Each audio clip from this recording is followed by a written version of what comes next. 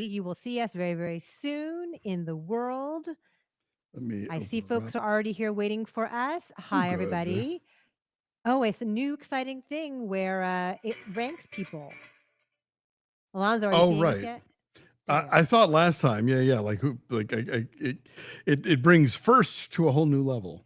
Yeah, so you are all number one in our hearts That's always.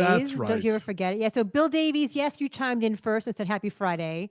And Stephen Atwood, hello. 2 minutes early, Stephen Atwood. All right, so real fast, before we get too deep into this, I fiddled with various things on the board. I know a lot of times you guys say that I am quiet. Alonzo has a very, very schmancy new soundboard blowing us all out of the water. Not my So intent, anyway, though. like Anyway, I know. I need to get new stuff. I've had this same stuff for at least 8 years, at mm, least. So anyway, you guys eh, tell me how it sounds. yeah. Appreciate you. Are we balanced? Are we? Are we? Is there equity and parity?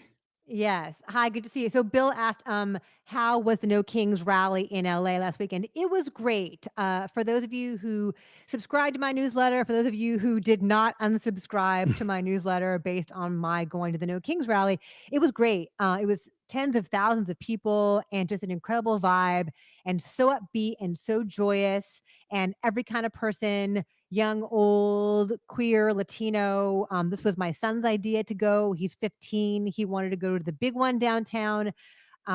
There are ones that were closer to us, one in Torrance, one in El Segundo. He wanted to see it, and I am so glad that we did. And I just felt really hopeful. And I don't know if you know the band Ozomatli, the LA band Ozomatli, but Yeah. they played on a flatbed truck like Oh, wow. along the route, and it was just a party. It was just dancing and Yeah. so fun. It didn't turn violent until the cops made it violent later in the day. Unfortunately. That's the thing is that like they said this was going to run from 10 to 2, and then to disperse the crowd, they, sent tear gas and Mm, fired those non-lethal rounds which leave a giant bruise on your body. yeah. And if they get you just right, they can be lethal. I don't know. I went to the one in West Hollywood, which was much smaller.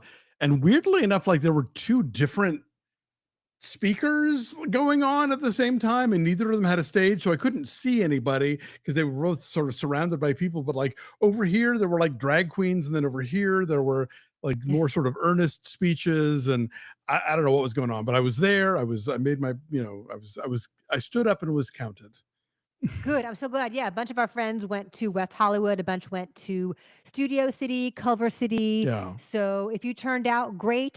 Nick was saying like, "Let's go to another one. Let's do more." Like, okay, let's do it. Great. So a lot of funny signs. Somebody mentioned, yeah, Brian mentioned, wait, No Kings wasn't about your local NHL team. No, but there were a lot of signs that said something along the lines of No kings, the but yeah, right, the only Kings we need in LA, these exactly. kings. Hi, Denise says we look and sound good. Great. So does David. Hi, everyone. David says, I saw 28 years later, was freaking great. Danny Boyle and Alex Garland are back, baby. Yeah, that is some of the big news we have for you today. 28 years later is out. We just recorded a non-spoiler review that'll be out very soon. But mark your calendar for Wednesday at noon Yes. Pacific, because we're going to do a spoiler chat live like this, live spoiler chat. So go see it over the weekend and come on back and chat with us. We'd love to hear what you guys think about it. We're going to get into all of it. Yes, Christine wants to know favorite zombie movie that doesn't have the number 28 in the title. The original Dawn of the Dead is good. Yeah. Shaun of the Dead is fun. Yeah. The Zack Snyder's Dawn of the Dead, I think, is really good. Like for all of my quibbles with the rest of his career, I give him that movie. I think it's really good. Pete says he just got out of a 9 a.m. showing of 28 years later. Wow, that's Woo! early. That's early for Commitment. zombies. It's spectacular and epic. Has to go on the short list of greatest sequels ever. It might end up on my top 10 list. There's a Yeah. little tease for you of my review. So that is happening. Also, today is the 50th anniversary of when Jaws came out. Yes, it is. What are your memories of Jaws, Alonzo? I was a chicken shit and did not. I was 8 years old and I did not want to see Jaws in the theater because even the trailer freaked me out. When did I see the trailer, you ask? Why, when I went to go see Funny Lady in the theater, because that's what 8-year-old me was really all about. And so I did not see Jaws until I was in college. Oh, I saw Jaws for the first time in 1986, I want to say, because my being squicky about horror movies is not a new thing. It's a lifelong it's so fun going with you to horror movies, though. It's an thing. interactive experience. But I I love enjoy Jaws it. now. It's great. I've seen it on the big screen multiple times here now. So, what about you? Yeah. Were you first in line, or? So I was little. I wasn't even 3 when it Oh, came that's out, true. Yes. but, in the lore, it's so inescapable. It's a movie that changed movies. Yeah. It changed how we see movies Yeah. and, for all of eternity, how And how movies they get released. distribute films. Yeah, and so, I think just the idea of it, just the music, that John Williams theme is so tense and so Mm, masterfully minimalist, minimal. and Yeah. it achieves so much. Um, so yeah, I thought, it's scary when you're a kid, the idea that there's something out there that wants to eat you, but then when you see it again as an adult, it looks so cheesy. Well, I mean, it's a part of the movie's legend is how like they couldn't get the shark to work and it Right, didn't look right and blah blah blah. And so it I think makes it more effective that they don't show it to you a lot, and right. they sort of build up all the tension around it. And it's one of those examples of an obstruction actually coming, being a good thing for a filmmaker to have. And yeah, as you get older, obviously it kind of becomes a political satire too. The mayor not wanting to close the beaches becomes a metaphor for so many things. Right, because capitalism. Exactly. Um, yes, Christine is saying that she saw Jaws on the original release, Mother and I clutching each other's hands. Hmm. Yeah, and I think also, as you mentioned, they don't show you full shark until halfway through it, and that choice is influential as well, Yeah, as far as holding back on this thing and building suspense of like, "Oh god, what is it?" So for sure. hello, Obi. Good to see you. So, Hey. anyway, so there's a lot of stuff going on Martha's Vineyard. Our friend Ben is on Martha's Vineyard for various 50th anniversary activities. Lots of stuff going on there. So that is happening. Also, it is the 20th anniversary of Brokeback Mountain coming out, and that is back in theaters for a brief run. Yeah, I mean, technically the 20th anniversary will be in December, I want to say, but it's Pride Month, so they're putting it out now, which I think is cool. And it's not like just like a little like Fathom one nighter thing. Like it's getting a full on run in some places and at least like a couple of days worth in theaters everywhere. Our friend Carlos Aguilar has a terrific piece about it in the New York Times today, quoting me. And yeah, that's I think a movie that whose influence continues to be felt as well. And it's exciting that I think there's a lot of people who probably never had a chance to see it on the big screen before. So I'll never forget, I was covering the Oscars for the Associated Press, and what you do when you do that is you lay down like boilerplate, like you mm, write up your whole story, all your many, many graphs of background, and then you just fill in the top. And so right. I had like 1,000 words ready to go on why Brokeback Mountain won the Best Picture Oscar. And then they said the word crash. And I had to rewrite the entire thing on the fly on deadline. So Yikes. Yeah, that was a shocker, and to this day, I think remains a contentious loss. yeah. Have you seen Brokeback Mountain recently? Like, does it hold up all these years later? Yeah, I saw it a few years ago. I was asked to do a Q&A at the Arrow. It was a this is a great gay movies that are a fucking bummer. It was a double feature of Brokeback Mountain and Philadelphia. Ah, And I did a Q&A between movies with Diana Osana, who co-wrote Brokeback Mountain with Larry McMurtry, and of course now Ron Nieswaner, who wrote Philadelphia.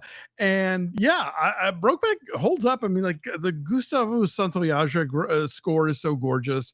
The shot so beautifully. Like it's an epic film and it's an emotional film, and I think it maintains its power.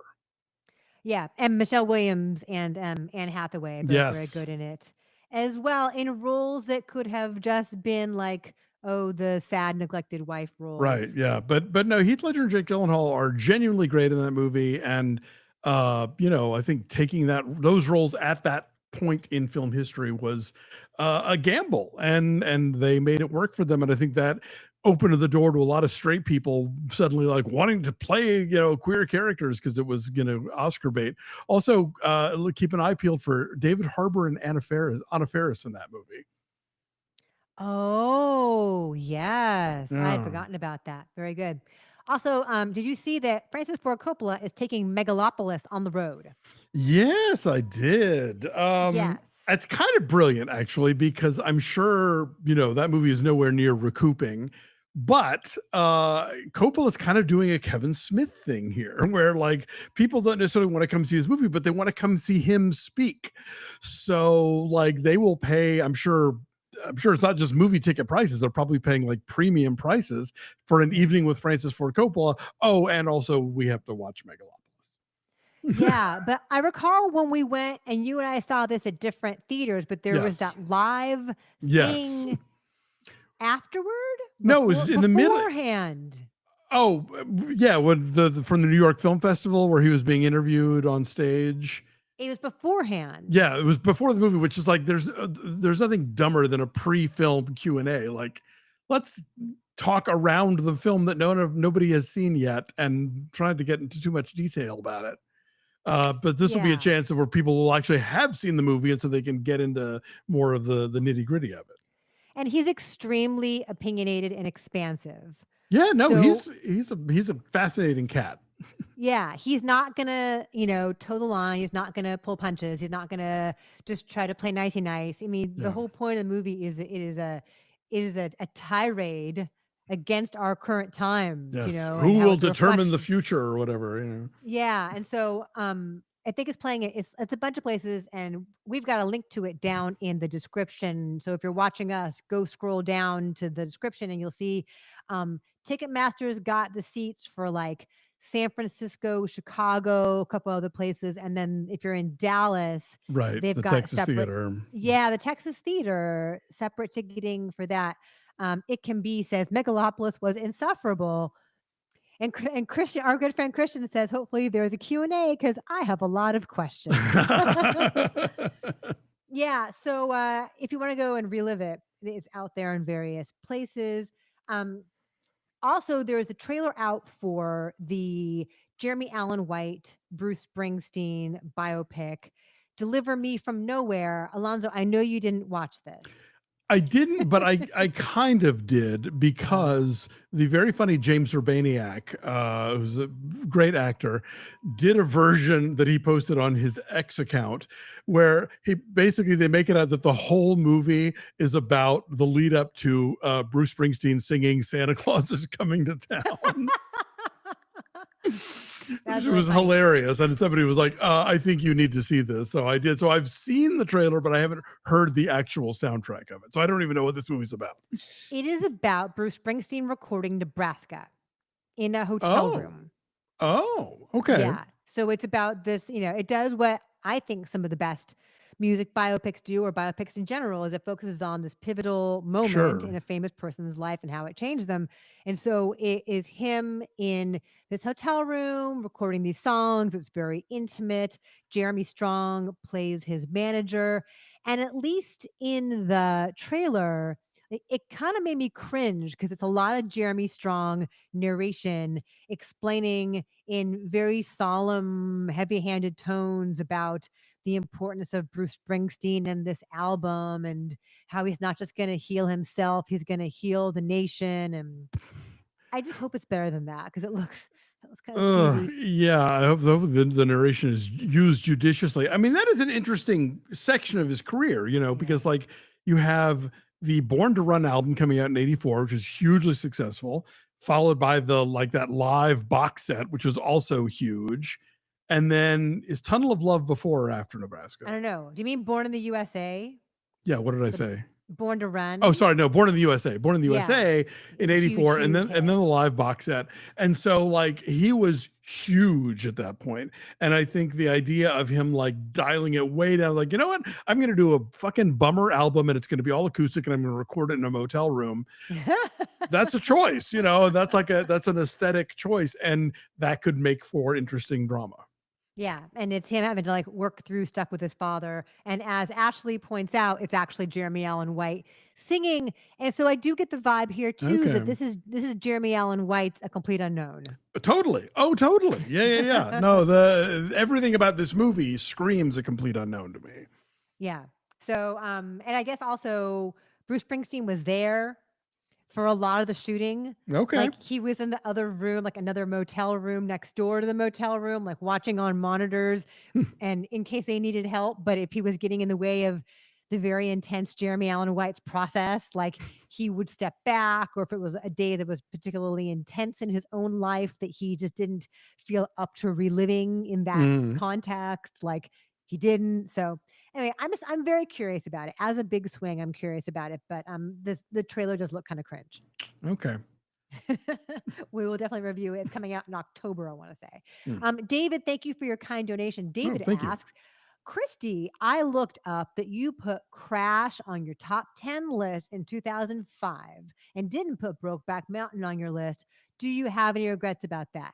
I mean, I don't know. Sure. Maybe you do what you do at the time and things don't always age well.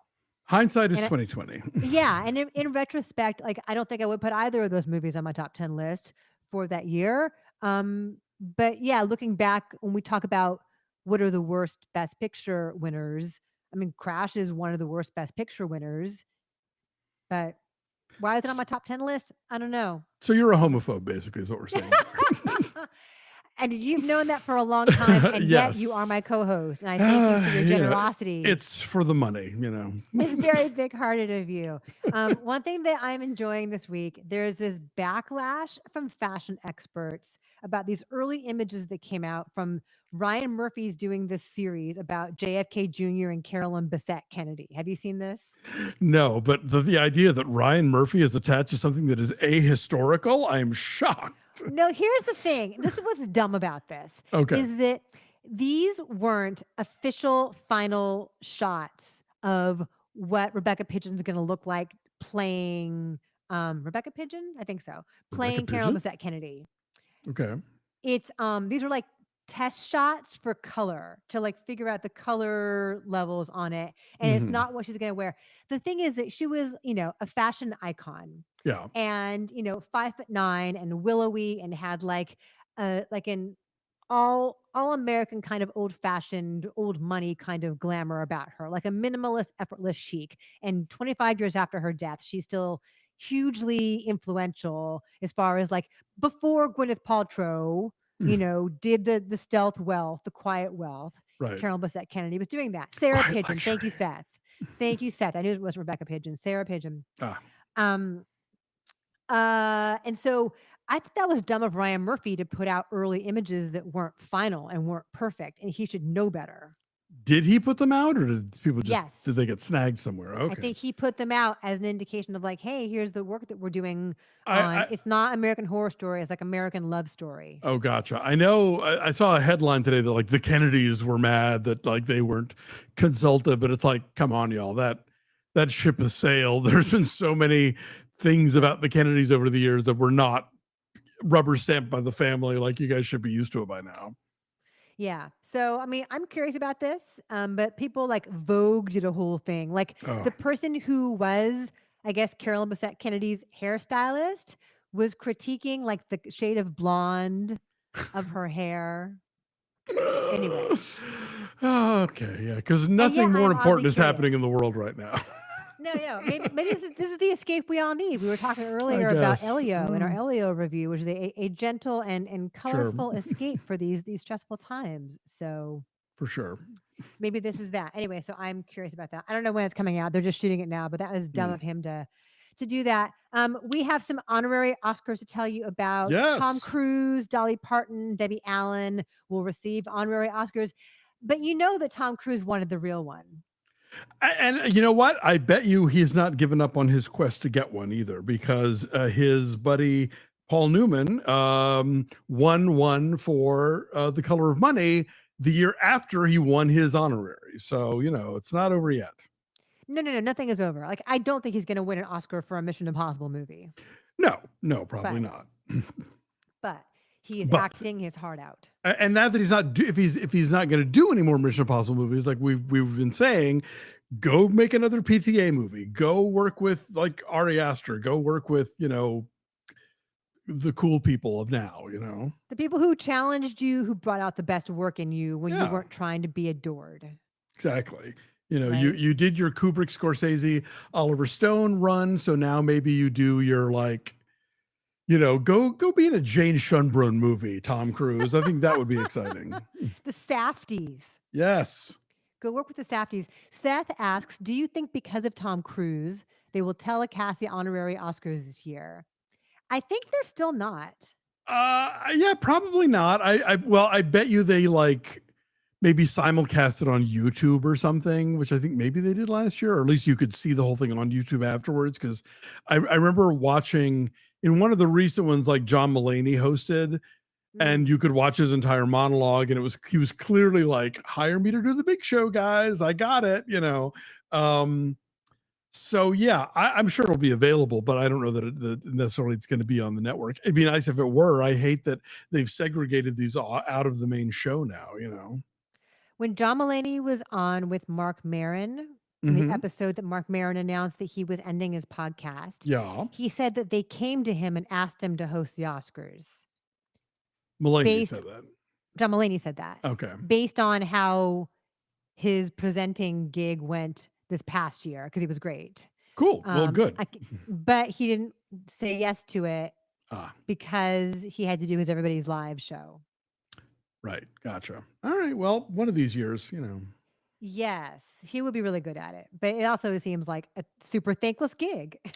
Also that, yes, A very everyone tells hard you what job. you did wrong. A hard job and a thankless job. A few more things I want to mention. Do you see there is going to be a Land of the Lost reboot at Netflix? Yeah, I mean, I guess I disliked the movie less than most because they quoted me on the DVD box. But I didn't love it. Yeah, I mean, the Croft stuff is so uniquely batshitty, but at the same time, there's a nugget of an idea there that you can run with, and so like a Land of the Lost done with state of the art visual effects, and like cutting edge CG, and not like the sort of puppety, green screen stuff they were doing before, and the slee stacks with the zipper back things. Sure, why not? Give me. There are worse ideas floating around out there.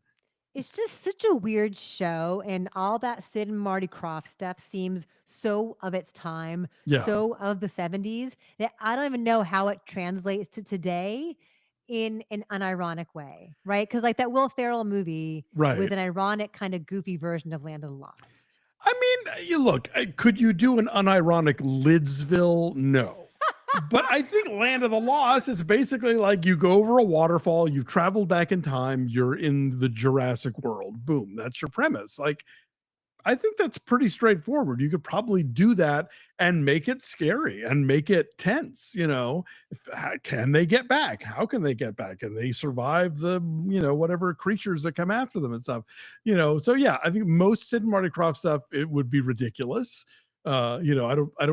I don't see, like, unless you get Guillermo del Toro to do Sigmund and the Sea Monsters, I don't know that that's going to work as a straightforward thing, but I could totally see that working for Land of the Lost. Like, do you think that The Shape of Water was an art house version of Sigmund the Sea Monster? Kind Could of. we translate these things? One sea monster and make him hot. Daniel, thank you for your donation. Daniel says, Christy, pretty Thanks, sure it Daniel. was the Mark Strong character doing the hard sell of Bruce in the trailer. So glad to catch you live. Wait, Mark Strong and Jeremy Strong were in this movie? I thought I was Jeremy Strong. I don't know. I saw Jeremy Strong's name, but I don't know. It is unnecessary though. It felt kind of Strong heavy-handed. like bull. Yes. Do you know about there's an Instagram feed where this guy takes like snippets of Land of the Lost and pairs them with like techno music. I did not, and now I need to go find this. Yes. Christine says, HR Puffin stuff or get the fuck out. Yes, I agree. It's our childhood. 70s were weird, man. Very, yeah, for sure. There is a Puff and Stuff movie actually. Cass Elliot is in it. Oh, really? Did it come Yeah, out in the 70s? yeah, yeah. It was. It was. I think it might have been like I can't remember if it launched the show or it was during the show, but like yeah, there's a they tell the full story of Jimmy and the flute and the boat and the thing, and there's like a witches convention that is overseen by Martha Ray, Yeah. who has a song called "Zap the World," and Cass Elliot, who plays one of the witches, has this really beautiful song called "Different," which I think is kind of a stealth queer anthem. Oh. But yeah, it's worth watching if you like that kind of thing. I want us to go back. Pete points out, I think it was Pete. Yes, that they asked John Mulaney before they asked Conan. And Ah, now it's Conan's gig. So okay. just to clear that up, thank you for We that. need a And ginger. yeah, and Conan was great, and he Yes, was the perfect fit, and he brought weirdness to it, but also was smooth and elegant, and for sure. so yes, very good. Oh, thank you, Gannon, for your nice Thank you. donation. Gannon says, curious what you guys think about the 68% audience score for 28 years later. Too bold of a swing from Boyle and Garland? Is the marketing to blame? Um, well, so here's the thing. It changes a lot. It morphs from one kind of movie to another to another. I think brilliantly and seamlessly in a way that I was blown away. Yeah. But it is not the zombie movie the whole way through that perhaps you think it's going to be. Yeah, it's definitely that. It's playing with expectations, and that's going to turn off some people. I'm going to do my quick rant about the audience score on Rotten Tomatoes. Do it. The audience score on Rotten Tomatoes reflects the people who felt the need to go to the website and vote for it. So people who really loved it, people who really hated it will go and vote on it. Sometimes people who haven't even seen the movie will go and vote on the audience scores. Go look back at Ghostbusters 2016. Before that movie even opened, it had like a 2% audience rating because all these people went there to shit on it before they'd even seen it because they were mad that it existed. So the audience response on Rotten Tomatoes will tell you some things, but it's not really a hard and fast number because there's so many people who see the movie and will never go vote for it, and also there's so many people who will never see the movie and will go vote for it.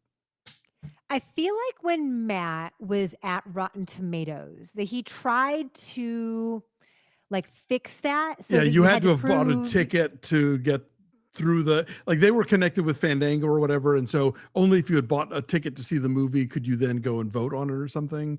But I don't know if Yeah. that's still the case now. And even if it is, not everybody who goes will vote. So there's probably a lot of people out there who dug it and didn't bother to vote. Also, a lot of people who didn't like it who dug it, who didn't go bother to vote. So you have to kind of take it as a I mean, look, the main tomato number is itself its own kind of weird thing because you can be kind of like on a movie and get a fresh tomato, but with the audience score, especially because it is incumbent on the audience member to go make the effort to go vote for it.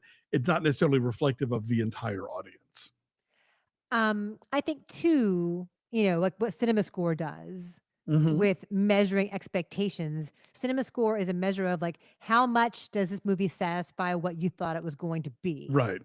And so I bet that although a lot of critics are going to love 28 years later and a lot of like art house people will love Mm-hmm. 28 years later because it's really like an art house zombie movie Kind of. that it's gonna have like a maybe like a C cinema score. I bet it's gonna be kind of low because it's not what you think it's gonna be. It's Yeah. better. That's true. If you are voting on expectations, it is going to be a kind of a well, that was not Mhm. But I think that the enthusiasm among the people who do like it is going to hopefully carry it along. Yes. And once again, if you're just joining us, we are doing a 28 years later spoiler talk on Wednesday. I'll have a Yes, link to that eventually here at the top of our page, but it'll be at noon Pacific time on Wednesday. So when you go see 28 years later this weekend, come on back and we'll go through all the things that we're not going to be able to say in our review. that's right. Teddy, thank you so much for your kind donation. Thank you. Teddy says, "Did you see that an original print of Star Wars was screened in the UK? Do you think Disney will relent and release the original cuts? I would buy." I did see that they did that, and I guess it didn't look very good. Oh, I don't know. Yeah, we talk about this. Like Lucas was such a tinkerer with things.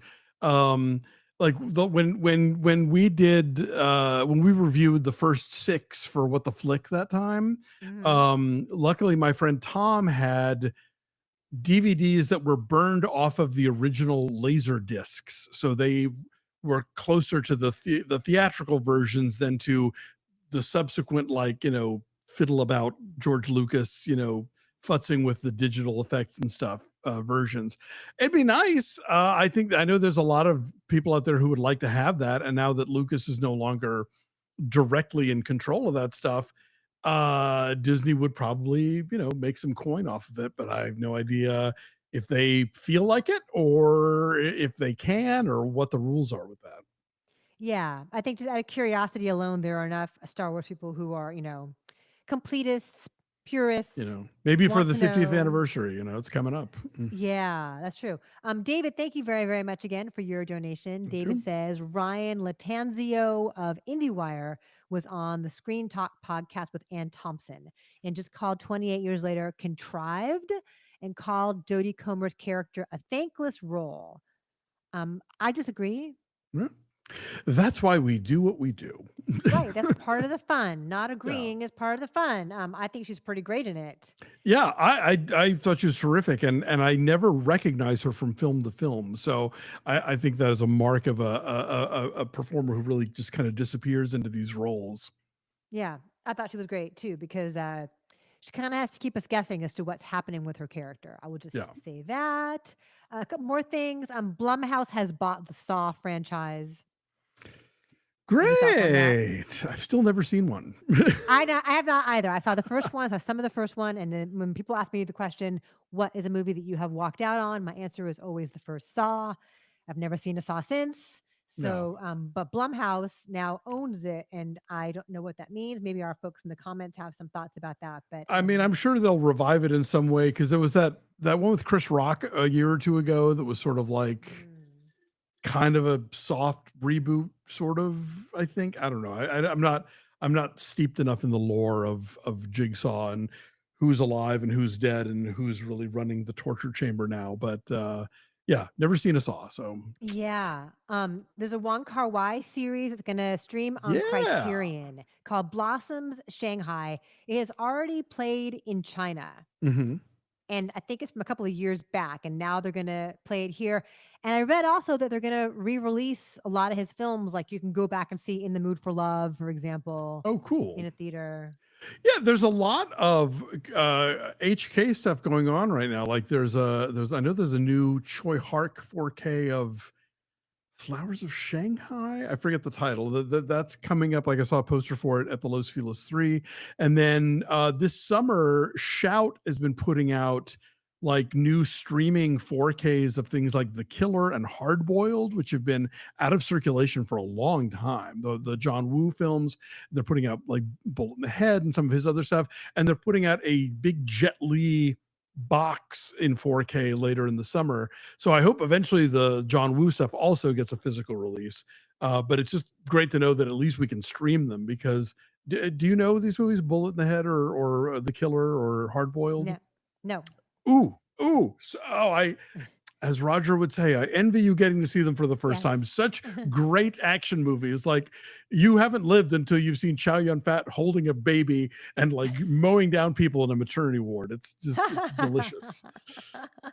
Our good friend Christian points out, Christy, you saw Spiral. Is Spiral the Chris Rock Saw spinoff we're thinking of? Maybe. Okay, so I've seen a Saw. Okay. And Brent says Spiral was so bad. Yeah, I think we did. I think we did see that. I didn't, So but yeah. anyway, yeah, Teddy says so many doves. Yes, all those John Woo doves. And Mm, Brent says Bullet in the Head and Hard Boiled are incredible. And so is The Killer. yeah. Cool. Very good. So that's all available.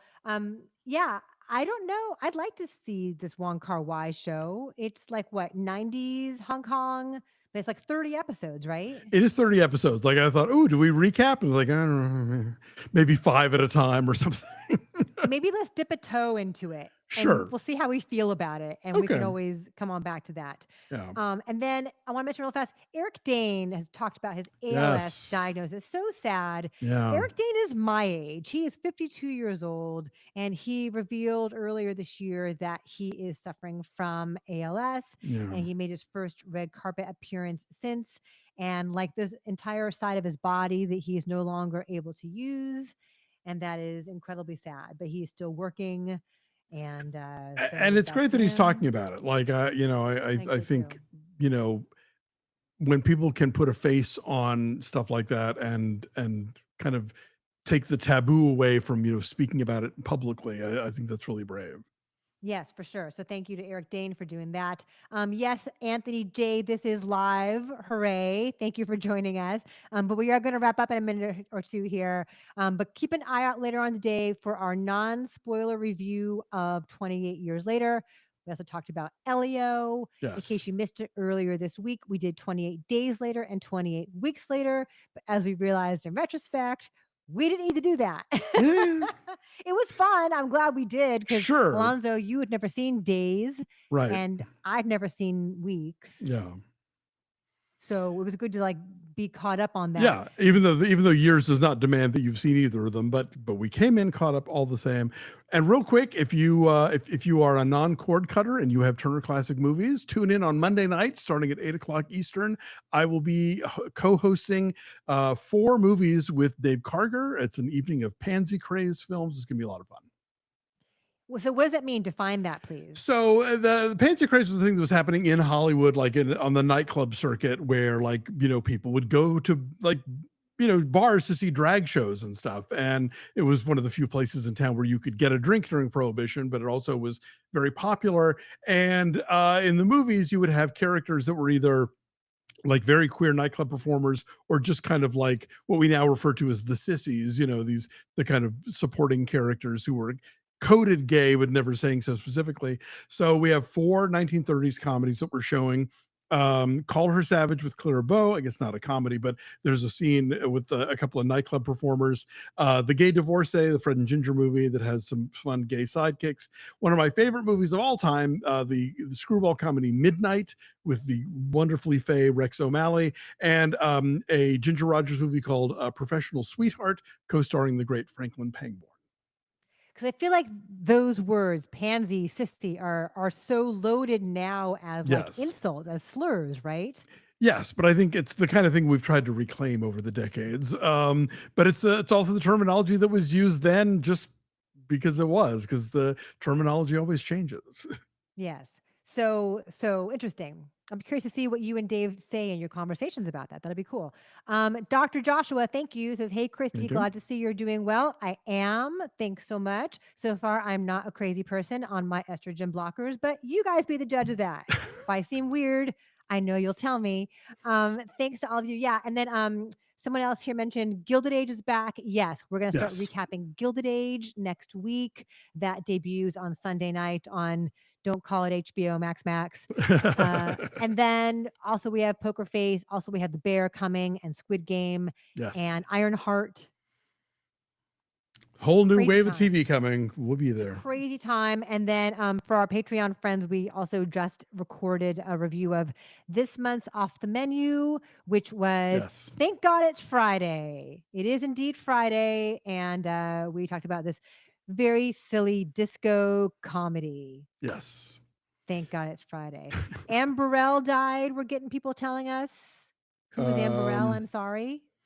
Oh, is this the woman who's on the Food Network? I was not very familiar with her, to be honest, but I know that she was pretty young, and a lot of people are sad about that. But I Oh. don't. Yes, she was a Food Network personality and chef, Oh. and she was only 55. Oh, So okay. yeah, sorry about that.